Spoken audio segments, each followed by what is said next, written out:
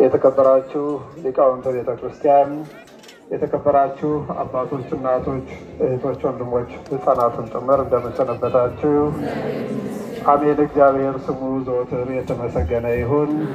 ቸርነቱ የማያርቅበት አባታችን አምላካችን ይህችን ዕለት ቀድሶ ባርኮ እንድንገናኝ አድርጎ ዛሬ ስሙን ለመቀደስ ክብሩንም ለመውረስ እዚህ ታላቅ ስፍራ ላይ ሰብስቦናልና እንዲህ እንዳማረብን እዚህ እንደተገኘን ሁሉ ሞት አይቀርምና ኑ ባለን ጊዜ እግዚአብሔር አምላክ በመንግስተ ሰማያት እንደዚህ ይሰብስበን።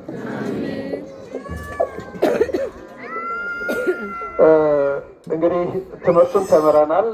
የሰማዕቱ የቅዱስ ጊዮርጊስን በዓል ምን ይመስላል የሚለውን ነገር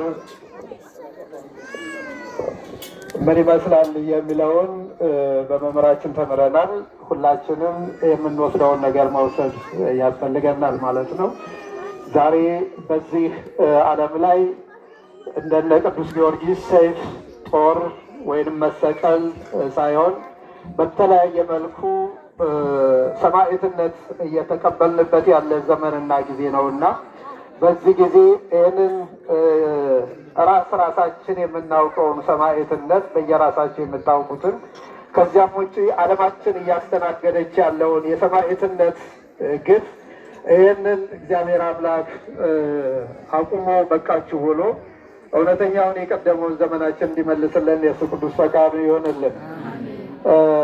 ብዙ ጊዜ በዚች ዓለም ላይ የሚደርሱ መከራዎች ዛሬ ብቻ የተጀመሩ በእኛ ጊዜ ብቻ ሳይሆኑ በድሮ ዘመናትም የነበሩና ያሉ ስለነበረ ብዙ ጊዜ በእኛ ዘመን ይሄ ሆነብን ብለን ብዙ ማማረር አያስፈልግም።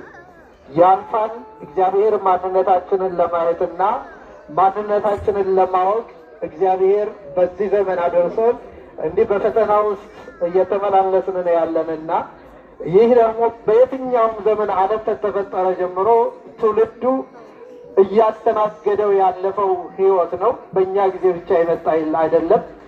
ይመጣል፣ በጊዜው ደግሞ ያልፋል ሁሉም ነገርና ለእኛም ደግሞ እግዚአብሔር በቃችሁ ብሎ በዚህ ዘመን የምናስተናግደውን የመከራ ዘመን በቃችሁ ብሎ በምሕረት ዓይኑ እንዲመለከተን እግዚአብሔር ይርዳል።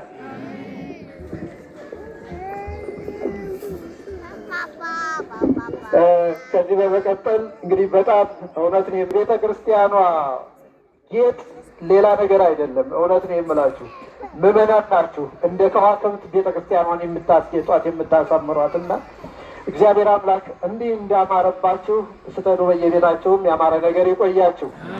ከዚህ በመቀጠል እኔ ወደ ሌላ ነገር አልሄድም። እንግዲህ ሰው መቼም ገበያ ወጥቶ